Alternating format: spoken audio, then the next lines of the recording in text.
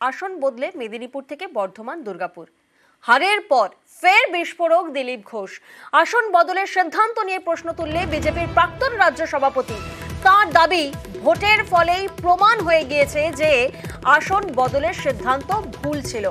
ঘুরিয়ে বঙ্গ বিজেপি নেতৃত্বকেও তোপ। রাজ্য বিজেপির সাংগঠনিক দুর্বলতা নিয়েও প্রশ্ন তুললেন দিলীপ ঘোষ।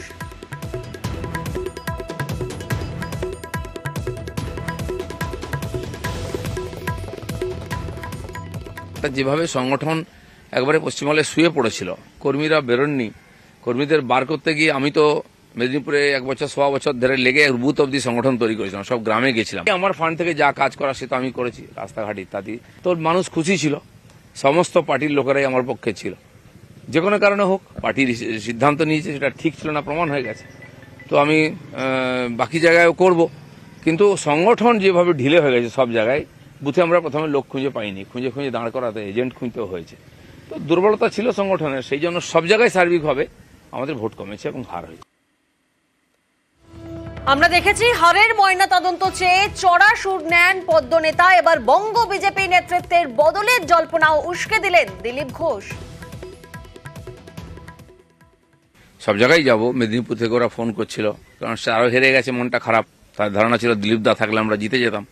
তো আমি সেখানে যাব, সবার সঙ্গে দেখা করব।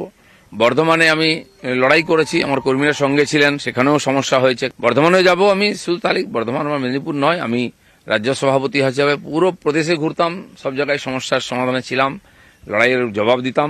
সে আমার ভূমিকা থাকবে, পার্টি আমাকে দায়িত্ব দিক বা না দিক, আমি যতদিন রাজনীতিতে থাকবো কর্মীদের সঙ্গেই থাকবো। রাজনীতিতে যা হয় সবাই কাঠি নিয়ে ঘুরতে থাকে।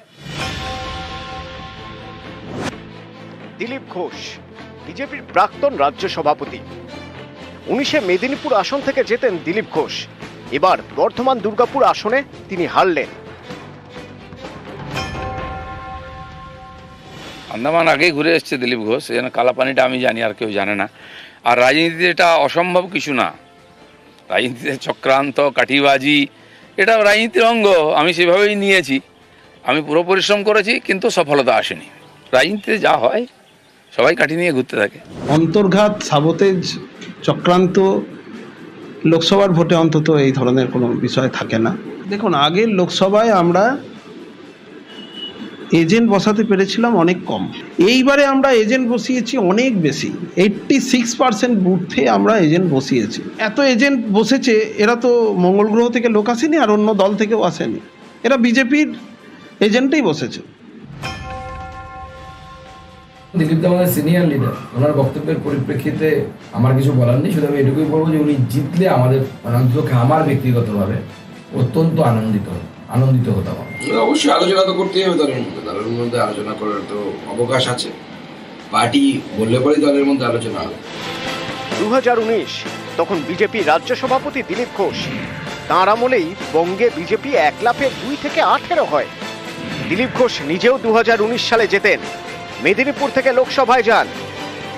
24-এ দিলীপ ঘোষ চেয়েছিলেন মেদিনীপুর আসনটি যেন তাকে দেওয়া হয়, কিন্তু দল তা মানেনি।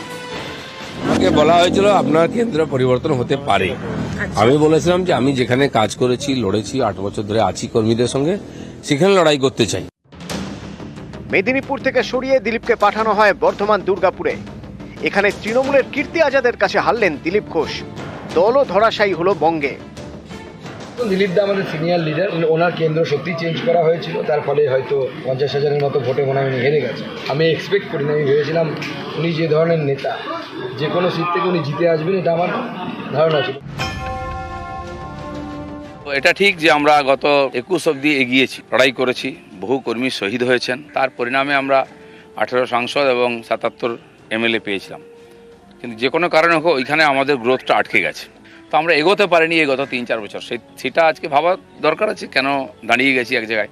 যে গতিতে আমরা এগোচ্ছিলাম, সারা দেশে তো আলোচনার বিষয় ছিল, কর্মীদের মধ্যে উৎসাহ ছিল। এবারে আশাও করেছিলাম সবাই, কিন্তু আমার মনে হয় কোথাও না কোথাও ফাঁক থেকেছে, লড়াই সেভাবে হয়নি, সব কর্মীরা নামেনি। এটা নিয়ে চিন্তাভাবনা করার দরকার আছে। দিলীপ ঘোষ একজন অনুভূতিপ্রবণ মানুষ। তিনি সহজ সরলভাবে যখন তার যেটা মনে হয় তিনি সেটা বলে দেন। দিলীপ ঘোষের এই বক্তব্যকে নিঃসন্দেহে পার্টি গুরুত্বের সঙ্গে বিবেচনা করবে। শুধু আত্মসমালোচনাও পার্টির প্রত্যেকে করবে, ইন্ট্রোস্পেকশনের যেমন প্রয়োজন আছে, তেমন যেখানে যেখানে ওনার অভিযোগের যে বিন্দুগুলো সেটাও পার্টি খতিয়ে দেখবে। নিউজ 18 বাংলা।